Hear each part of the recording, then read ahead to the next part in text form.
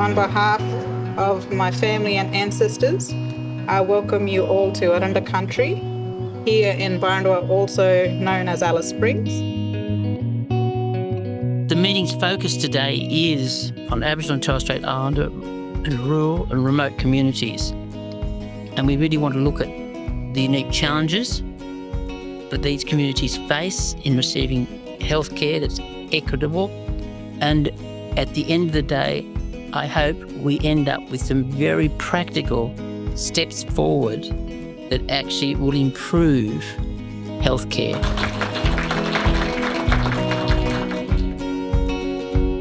Country also includes our families and our communities. And this is why when we move or travel to access health, education and knowledge, it's so important for us to go back to country. Working with Aboriginal and Torres Strait Islander people and understanding what trust is and how you can develop this trust can take time, and you must have patience. This is fundamental for that continuity of care. Whilst there might be coverage, connectivity is a huge issue for remote communities. It's expensive, it's also unreliable, and so therefore not sustainable. I think whilst coverage is improving, there's still not enough because of the cost, and you get what you pay for. Unfortunately, Aboriginal community-controlled health services are the least funded in the health sector across the country, and we can't always afford that technology that's needed to give us the coverage and the connectivity that we need. We talked about the fact that digital must increase the value of care as well. Previous standards have talked about just having in existence the technology to connect into the My Health record, but now it's the so what about that.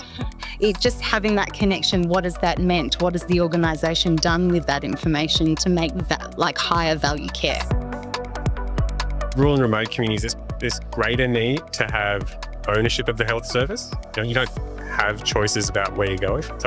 And I guess we accept that ownership looks different. In my organisations, the community-controlled organisations, ownership's a real thing. The community elects the board is the community, they have governance over the health service. So that's ownership. We talked about boosting smaller regional and remote providers who might on their own not be able to manage digitally enabled solutions, but together could work on clinical governance frameworks and digitally enabled solutions as a collaborative or a collective.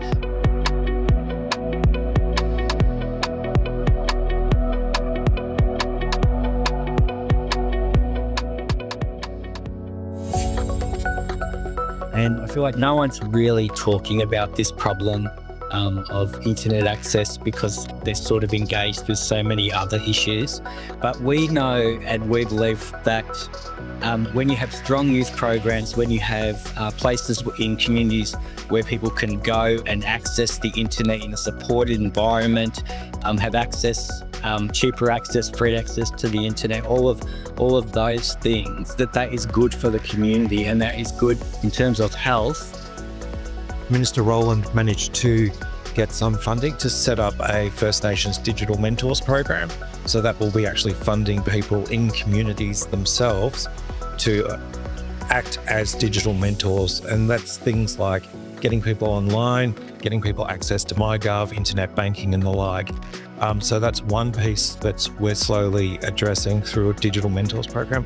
The other thing is a First Nations digital hub, which will offer a single piece of truth around connectivity literacy, how to get online safely. It will work with other organisations such as the NBN, Telstra and others that do that digital literacy training.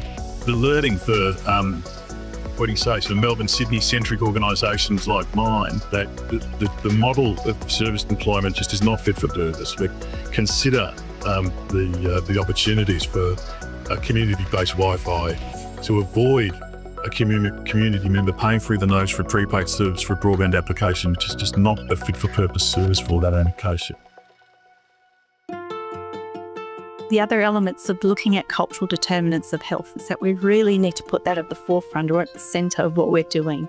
And it really needs to be featuring in, policy frameworks and how that can be included into our funding frameworks as well in terms of the programs that are running well.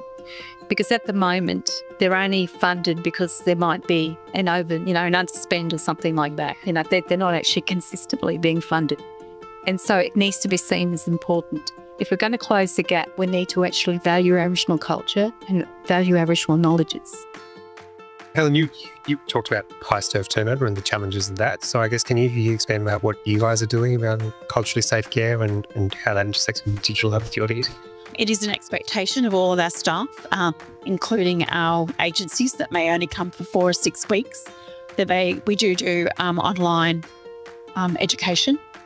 And that's been particularly developed from the local Yolngu people to explain, Guruturu and kinship, all of those expectations and understandings of cultural ceremony, business, all of the type of things that our new staff coming on board may come across so that they have an understanding.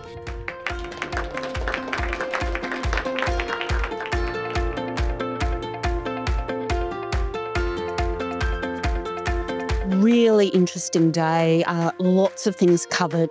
In particular, how digital health technology can support Indigenous community. And as we advance our digital care, it's important that our models of care and the tools that support them are developed with the full participation and ownership of the end users, be they clinicians supporting care in those communities, the family and carers, people with healthcare needs, but obviously most importantly, the people with the healthcare needs themselves. I felt it was wonderful that the CCC made the effort to come out here and hear those voices directly. They have a lot more impact when you hear them from the source, and I thought that was the greatest value in this session, to truly see some of the real world issues that people face in truly remote and rural parts of Australia.